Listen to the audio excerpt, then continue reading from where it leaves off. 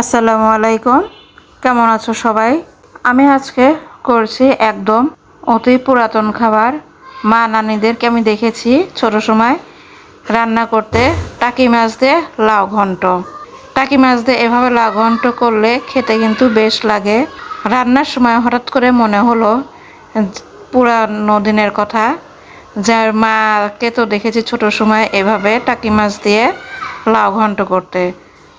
মনে করাতেই আমি চট করে এভাবেই রান্নাটা করে নিলাম। তো ভিউয়ার্স, চলো দেখে নেওয়া যাক টাকি মাছ দিয়ে লাউ ঘন্টটা আমি কিভাবে করেছি। আমি প্রথমে লাউগুলো সেদ্ধ করে নেব। লাউ কাটা দেখে নিশ্চয়ই বুঝতে পারছো আমি কিভাবে কেটে নিয়েছি।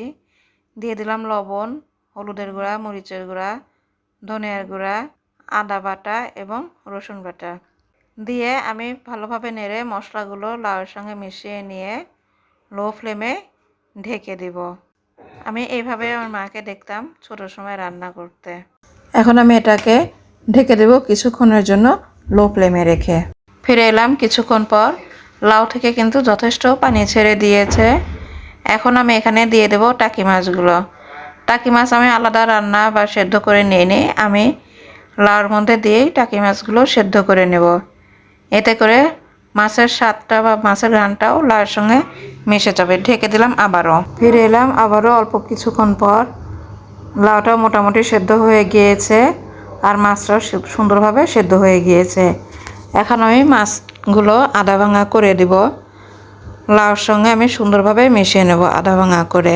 তো ভিউয়ার্স, ছোটোবেলায় মায়ের কাছে দেখে শেখা এই টাকি মাছ দিয়ে লাউ ঘন্ট, এটা শুধু দেখে শেখা না, এটা আমার কাছে মনে হয় যে মায়ের হাতের রান্না, মায়ের হাতের স্বাদ। তোমাদের কেমন লাগছে? তোমাদের যদি ভালো লেগে থাকে তাহলে তোমরা অবশ্যই লাইক কমেন্ট করে দিবে এবং শেয়ার করে দিবে। দিয়ে দিলাম আমি সামান্য পরিমাণ পানি, যেহেতু এটাকে আমি বাগার দিব, বাগার দিয়ে আরও জাল দিব। জাল দিলে একদম এঁটে যাবে, সেই জন্য আমি সামান্য পরিমাণ পানি দিয়ে দিলাম।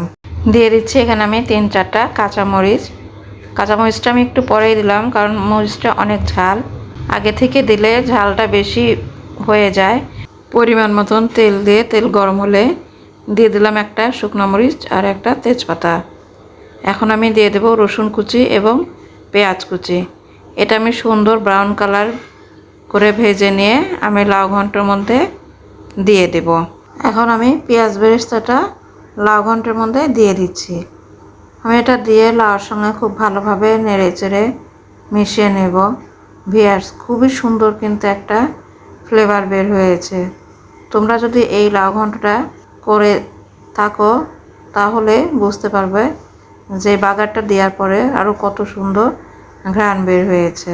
আমি পেঁয়াজ বেরেস্তাটা সুন্দর করে লাউর সঙ্গে মিশিয়ে নিয়ে এখানে আমি দিয়ে দিচ্ছি সামান্য পরিমাণ চালের গুঁড়ি। অনেকে এটাকে পিঠেলু বলে থাকে। আমি এটা দিয়ে ভালোভাবে নেড়ে চেড়ে নিচ্ছি। এখন আমি এখানে দিয়ে দিব কিছুটা ধনিয়া পাতা কুচি। এতে করে লাউ ঘন্টর ঘ্রাণটা আরও দ্বিগুণ বেড়ে যাবে। আমি ধনিয়া পাতা কুচিটা দিয়ে 2-1 মিনিট জাল দিয়ে দেন আমি এটাকে নামিয়ে নেব। হয়ে গেল টাকি মাছ দিয়ে লাউ ঘন্ট। ভিউয়ার্স, কেমন লাগলো তোমাদের? অতি সাধারণ একটি রান্না।